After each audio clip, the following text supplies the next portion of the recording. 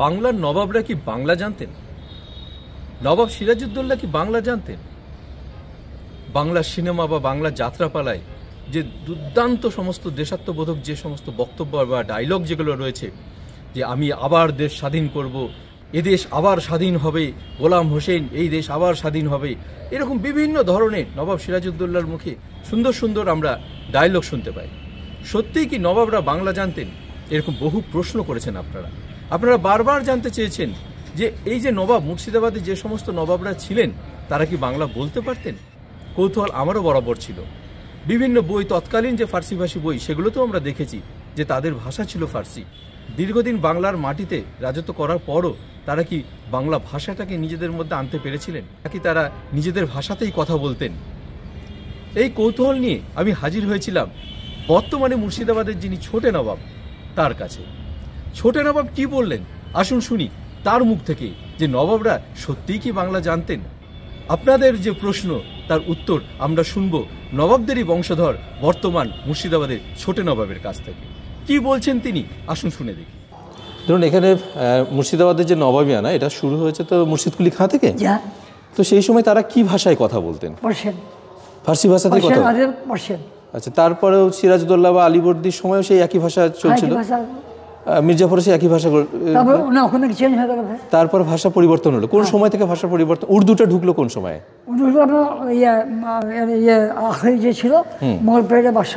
আচ্ছা আচ্ছা, ঔরঙ্গজেবের সময় থেকে উর্দুটা ঢুকে গেল, আমাদের মুর্শিদাবাদের নবাবিতেও ঢুকে গেল উর্দুটা।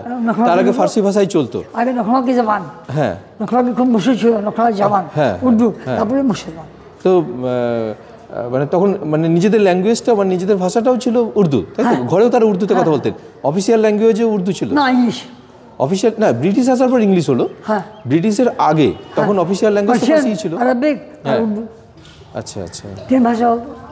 কিন্তু বেশিরভাগে নবাবের অনেকগুলো আপনারা বড়দা মানে শাহজাদা মারা পরে তারপরে উর্দু চলে আসে, তাই তো? হ্যাঁ, ইংরেজি ইংরেজি আর উর্দু ছিল। আচ্ছা, আপনারা তো এখনো দেখি আপনারা বাড়িতে উর্দুতেই কথা বলেন নিজেদের মধ্যে। হ্যাঁ, আপনারা উর্দুতেই বলেন, সবই উর্দুতেই আপনারা দেখেছি। চলো, মানে অনেকের একটা প্রশ্ন আমি দেখেছি, প্রচুর প্রশ্ন করেন যে নবাবরা কি ভাষায় কথা বলতেন? উর্দু মানে পরবর্তী, সিরাজউদ্দৌলা পরবর্তী। হ্যাঁ, পরে উর্দু এসছে। সিরাজউদ্দৌলা উর্দু বলতেন? সিরাজউদ্দৌলা কি বাংলা জানতেন? এর উত্তর আমি বইয়ে পাইনি।